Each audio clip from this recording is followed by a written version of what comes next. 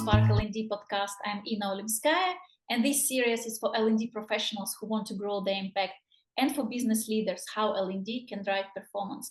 Each episode shares practical tools and insight that will help you to spark L&D with confidence. And hi and welcome, Anne. Hi, Inna. How are you? I'm very good. Super happy actually to see you today. As we're finishing season 1 of Spark L&D with this episode where we actually explore the skill that is very relevant for functional specific learning roles. And I'm talking about SME and L&D, subject matter expertise. And this topic is very close to my heart because I also made a transition from SME role, being in sales, and then transition into commercial learning and development. And in today's episode, we actually continue conversation that we started in episode 3 when we talked about, is it necessary to have experience in the function that you support from learning perspective or not? And if you have this expertise, how it helps you to show up as credible, connected, and reliable learning partner. And today with Anne, we will actually deep dive into this skill because Anne is the one who brings both perspectives. Someone who transitioned also from sales to learning and development and now supports commercial teams in their professional growth. Well, thank you for inviting me. I think this is a really important topic and I'm really happy to have a chat about it. And a couple words about Anne. Anne actually made a strategic shift to learning and development 5 years ago after being more than 15 years in a sales role as a salesperson first and then as a sales manager.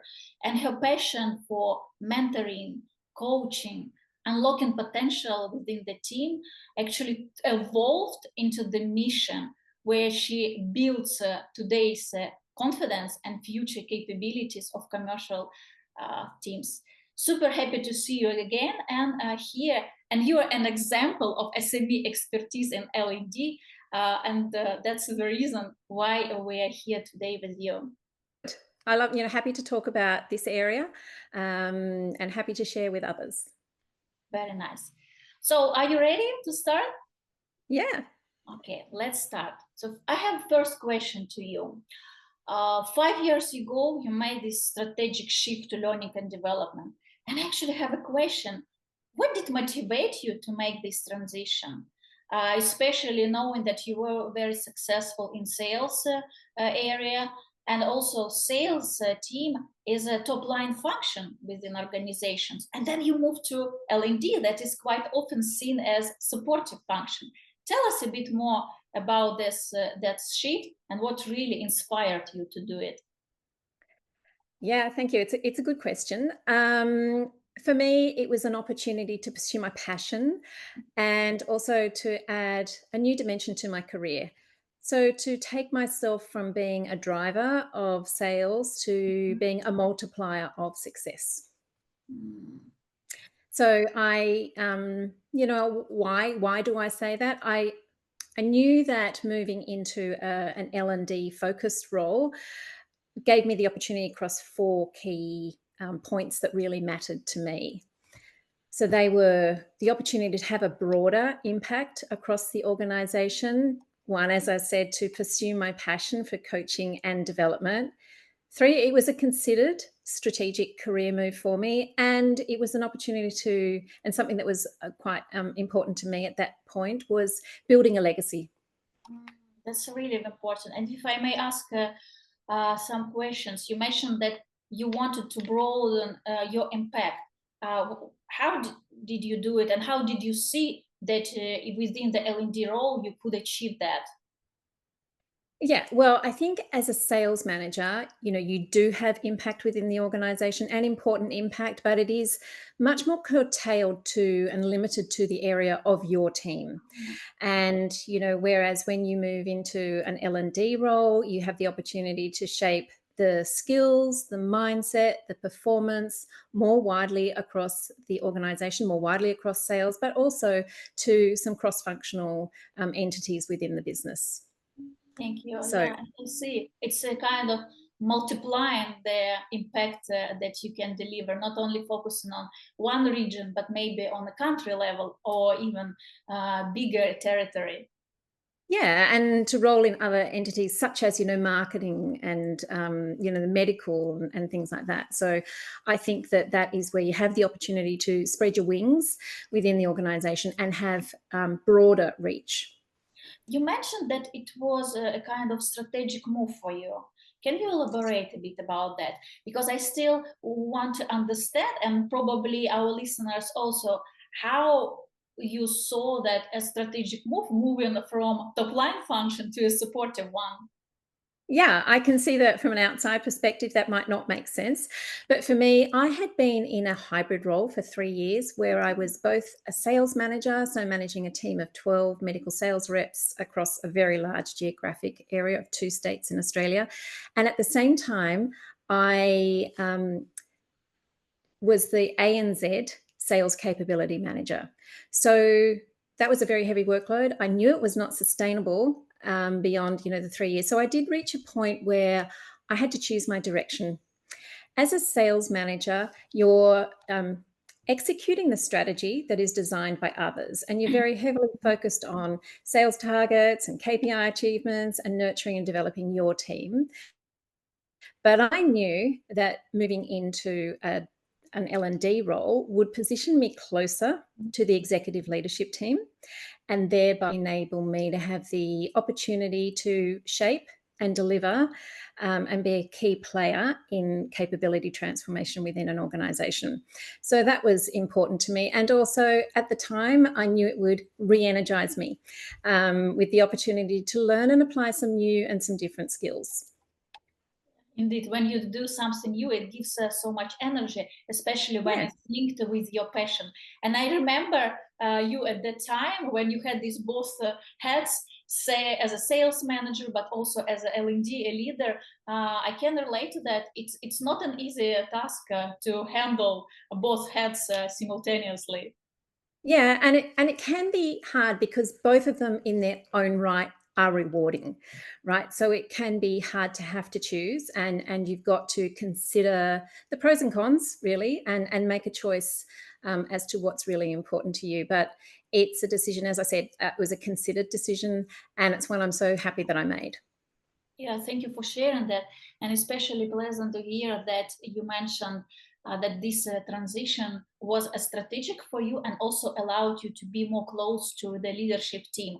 As sometimes, as I mentioned before, L&D is seen as supporting function that doesn't drive any initiative, doesn't drive change. But actually, within this role, there are so many opportunities to make impact and be frontier of the changes. Yeah, and I think when you think about it like that, it's, if there are business leaders listening to this, I Mhm. think it's important for them to think about where does L&D fit into their business and their commercial strategy. Is it a functional entity, like a cost center, or is it seen as business critical? And do they recognize the role and the value that L&D provides in taking the business into the future and helping them enable, maintain their really competitive edge in what is, everywhere an increasingly competitive marketplace where everyone is operating. Yeah, indeed. There's a lot of opportunities within there. Actually, listening to you, an idea for another episode came to my mind.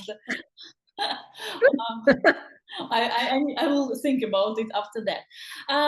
Shall we move further? And I have another question to you. Sure. So many years experience in sales, and you got so many practical teams. You also experience things by yourself and also with your team.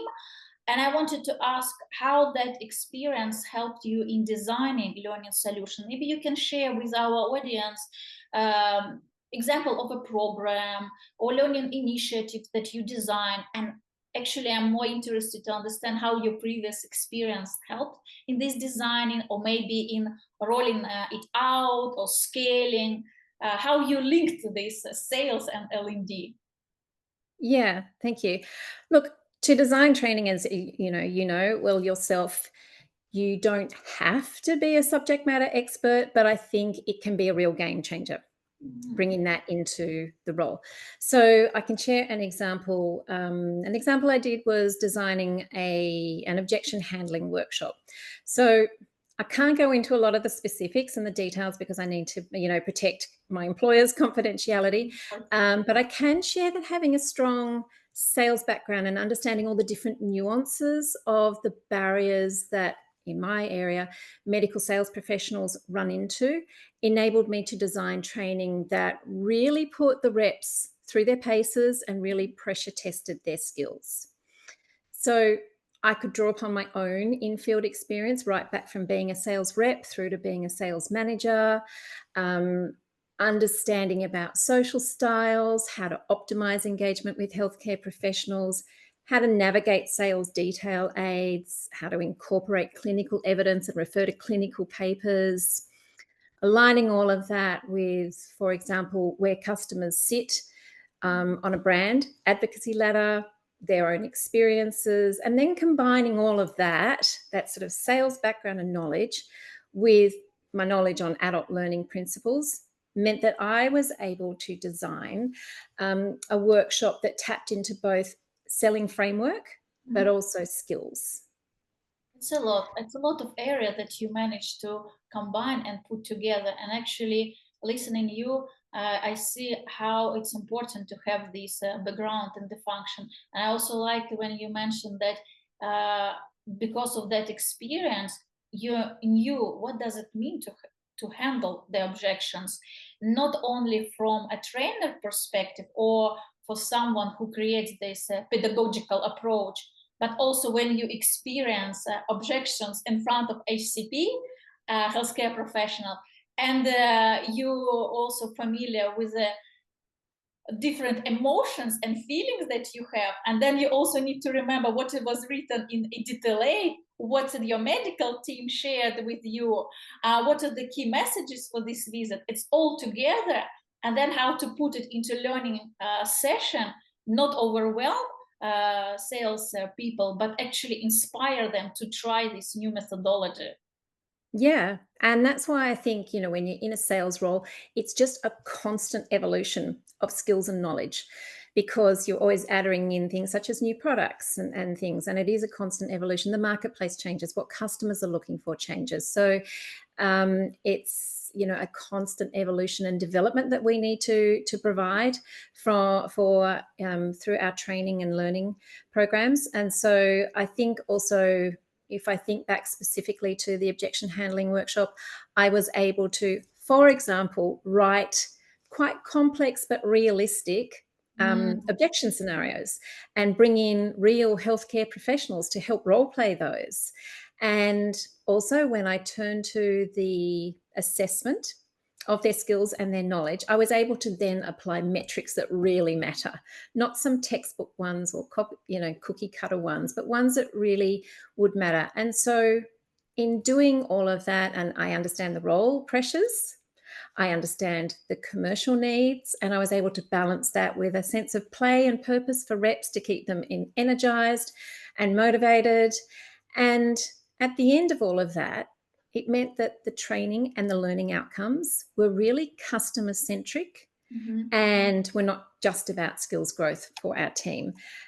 And the proof is in the feedback we've had from participants. It's just, I wanted to ask, what was the experience of learning after this workshop or training program? Very curious to hear that too.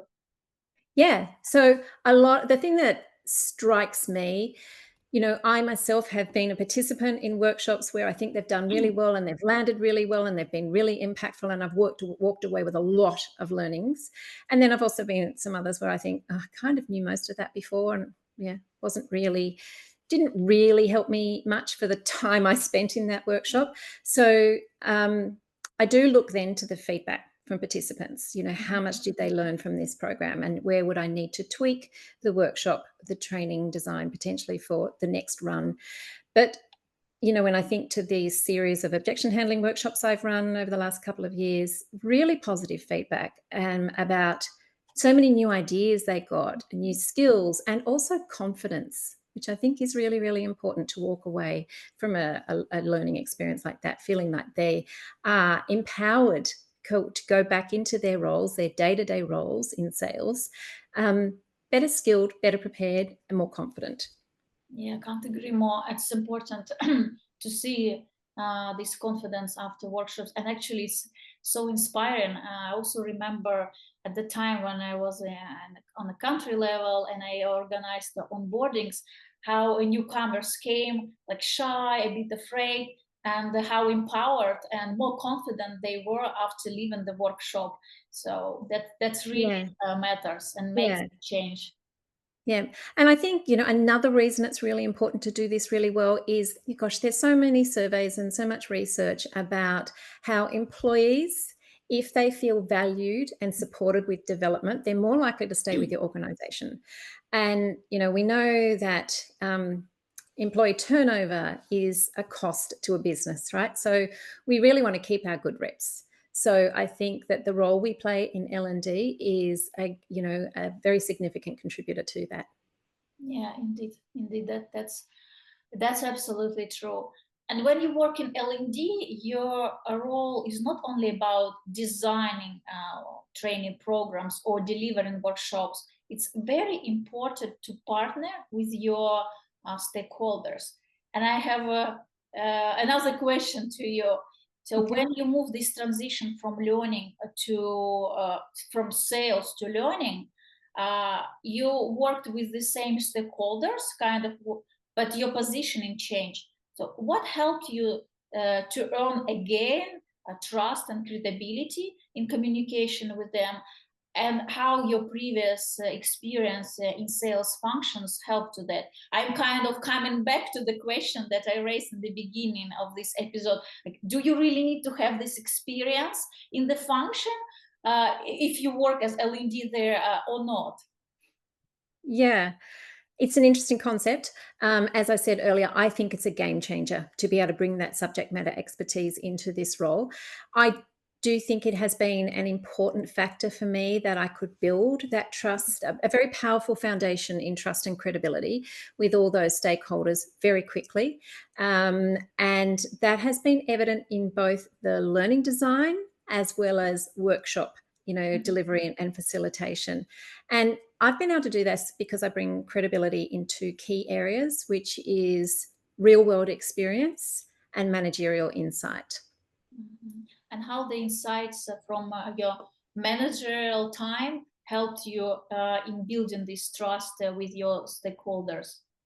Yeah. So, firstly, having been a manager of multiple different teams, multiple different people, I've coached reps. I've analysed performance. I've the performance metrics. I've driven and monitored our team results, and so this has given me a strategic lens on what skills actually drive performance. And at the end of the day, performance is our biggest metric in terms of, as a business, we look for sales outcomes and customer satisfaction. So that's been really important. And then the other area is empathy and credibility. So, anyone who's been a sales manager for a reasonable length of time has managed and led a team through the highs and lows of situations such as organizational restructures, product portfolio changes, new product launches, regulatory and system challenges. And I've done all of that too, and I've managed some great teams. I've managed many different personalities and different performance levels, and so I know how to tailor training to meet the needs of individuals and teams, to meet them where they're at. So I think that whole experience of having been a manager has been a really significant contributor to the outcomes I've been able to deliver. Yeah, so then I also hear it's a combination of several subject matter expertise within your story and experience, not only being a salesperson, because that actually helped you to understand what does it mean to sell, what actually our customers, healthcare professionals in this case, think and how they react to certain things that we deliver during the visit, but also another part of your experience, having this leadership role already, managing the team, leading the team, and you had to interact with different team members. and actually also applied a lot of learning, even without having this official title of a Yeah. learning leader. Yeah. And I think it's that, as sales managers or a manager of a sales team, you are, as you said, delivering learning to your team constantly, whether it be teaching them how to do sales data analysis or do, territory business reviews. You are always doing some component of learning for your team. And so I think that's why it lends itself to, as a career progression, to move from being a sales manager into L&D. Actually, when I listened to you, some emotions popped up inside of me, and I see it's like a journey. Salesperson, sales manager to get leadership skills, but also understand dynamics between the teams and people, and then move into L&D as really a kind of a shift. And I see it as a ladder that you went through, and also brought your teams and organization together with you in this journey. Yeah. And I think if you're the kind of manager who really thrives on coaching and mentoring and developing your people, moving into L&D just gives you the opportunity to do that on a much grander scale. And that's very rewarding. Mhm. So that means that for someone who is now at the point of their career or professional development, when they think, oh, what I can do next, and if they were already sales or in any other function, team leaders, they already have this experience in communicating with teams, motivating them, but also showing this empathy and implying empathy in reality. It will be kind of logical next steps to move to Yeah. L&D, one of the steps that they can make. Yeah, Yeah, that's yeah. interesting But I approach. think, if that's what somebody is looking to do, my counsel would be to get some formal training on how to be a trainer, right? How to move into an L&D role, because it's one thing to have solid background and experience in sales, but there's a big difference between that and having the passion that that goes with that, versus being able to blend that with understanding the core competencies about training and L&D and adult learning. So I think that if you want to execute with excellence, and if you're a business leader and you're looking to have this function within your business, you should be looking at how would we deliver an L&D program to the business that would be excellent. I think you want to blend and add in some actual formal training, some formal qualifications. And I just wanted to ask you, what would you recommend to someone who is in transition? Or, for example, someone who just moved to learning and development, or who is thinking about it, and you already sharing very concrete steps that should be taken. Anything else that you could recommend for such a person? Yeah, I think there are other things you can do, such as find and follow L&D professionals on LinkedIn. Mhm. Build your skills in facilitation platforms and tools, such as, get some memberships.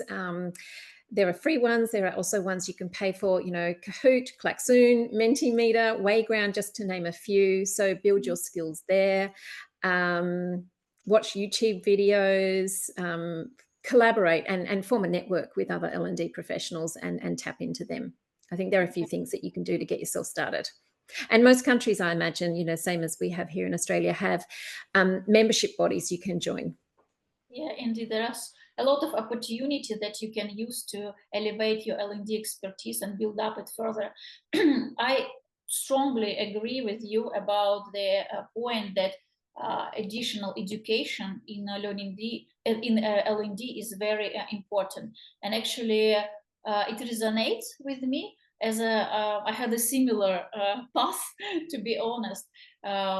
Before moving to learning and development, I also did education and it in learning and development, and it helped to see how actually building learning solutions works in reality, and what does it mean, this adult education. It's like a buzzword right now. You can hear it Yeah. everywhere, but what does it mean? And it's actually not the same type of learning that we experienced when we were young at school or at the university. And Mm. understanding those concepts multiplied with your previous experience is very crucial. Thank you for pointing this. I think if we're striving for excellence, it's really important to bring that. As I said, there is so much to learn about how to be a good adult learning provider. And, just to name a couple of things, when you look to doing assessments of skills and knowledge, taking into account things such as rules of evidence and principles of assessment. You wouldn't know about all of that if you had just come from sales and you were just an excellent sales manager. Yeah. So Indeed. arm yourself with the right tools is what I say. Yeah, and if we go back to the time when we did this formal education, can you maybe share one thing that surprised you a lot, or you couldn't even imagine that you would face it? Oh, look, something that I hadn't really appreciated. I had been providing a lot of training, even way back to my days before I moved into medical sales, way, way back in the dark ages. I did a lot of training. I Mhm. think I learned a lot by trial and error, running lots of workshops back then. But when I went into my formal training more recently and got my certificate in training and assessment, I had not appreciated how important it is to make for adults learning experiential and how much we learn from others, which is very, very different than the way we learnt when we were at university, which was much more didactic learning, where a lecturer stood at the front of a lecture theatre, or at school where you had your teacher standing in front of the class and it was about rote learning things. Adult learning is so, so different to that. And I think a lot of what I was doing, I was on the right track, but also I came away from that with a real appreciation about, wow, you really need to make sure that your learning programs and your training design incorporates a lot of experiential, hands-on learning activities and the opportunity for peer-to-peer learning more than I had appreciated. So I think that's an example of something that you learn all about that when you actually go and do some formal training. So it's not top down, but it's a collaborative approach. And Yeah. what you as a L&D leader can do to stimulate this collaboration and learning process. Yeah. And to be really clear, for example, set your learning objectives and make them really clear. And make sure that you have checked in with the stakeholders who want this training, whether it be your leadership team or your head of marketing or whoever it might be. Make sure that you're on the same page and you've aligned on what the learning objectives should be for this program. So things like that. Is there any one thing that you believe every L&D professional should start doing just today if they want to elevate their L&D expertise? I think one thing we should all do is pause and reflect on our own skills and our own development needs, because I think as L&D professionals we invest so much of ourselves, so much of our effort into Mhm. developing others that we can Mhm. lose sight and forget about ourselves. So we need to look at ourselves and we need to drive our own development. We need to continue to build our skills. Think some ways you can do this is ask for feedback from others, both internal and external, collaborate with others to help you find your blind spots, and then find the opportunities to build new skills so that you are constantly evolving. And it's both satisfying for yourself, but it also ensures that you're maintaining your edge and that you are delivering with excellence and moving with the changes of what our learners need, moving with the marketplace changes and keeping things fresh. Yeah, indeed. Can't agree more. We actually do so much learning and development for others, and very often forget about ourselves. But we also should have the learning plan, the learning strategy, and different solutions that we can apply for our development. And this upskilling and reskilling is very important for L&D professionals as well. And if I add to your tips, what you already shared, even when you made this transition to L&D from a function, stay connected with the function and with the field. you might think, oh, I know everything because I just did it yesterday. But things evolve so fast, and it's important to keep this connection with the field. And also, it's a transition in your positioning. You were subject matter expert. Now you're still subject matter expert, but there are also other experts around, and involve them in co-creation and also early testing. It's important to not rely only on your experience, but also collaborate with those who are in the field right now. Yeah, that's, so important, because we need to align with them, not just in the design up front, but also after the training workshops. We need to embed the learnings and make sure that they are being applied on a regular basis, because if they're not, then they forget them. We all know about the forgetting curve. And so we're very reliant on sales managers to be the ones to keep things alive. So although we can have our touch points and have refreshers and monthly check-ins and things on a day-to-day basis, we're very reliant on sales managers to embed the learnings that we've imparted. And so you have to have that close connection with them. You need to really maintain it. And I encourage, for example, we go out in field, sales L&D professionals, we go out in field to see how this is being executed. And I encourage you to keep that proximity to your sales team, or whatever team it is that you're training for. Yeah, and even if you work on as L&D not for sales but for another function, you still can be very connected and staying in the field. Do these shadow days, for instance, when you spend like a day or half a day with a marketeer, for example, or with a medical affairs manager, and see how their days looks like. It also will help to understand what kind of challenges they experience through the day, and how through learning and development you can boost their efficiency and support them in transition as well. Yeah. Yeah. And all of that feeds into then your training needs analysis to help you build your training program for, the next year. So I think it's really important to always be collaborating with other stakeholders. I actually can continue this conversation for many, many hours. But before we wrap up, maybe anything else that you would like to add to our listeners? Oh gosh. I would just, have your discussion. If you are considering making a move, have your discussion and seek out the opportunity to talk to people who already are in L&D roles, and learn from them. Ask them the challenging questions, probe to understand what is it that they really enjoy about their roles. How do they see that they make a difference? What do they find most rewarding? And learn from them. And also, I've been fortunate to work with some really, really fabulous people. I think that the organization you work for makes a huge difference to your ability to be a really good L&D professional, but also for you to get like a lot of personal satisfaction from your role.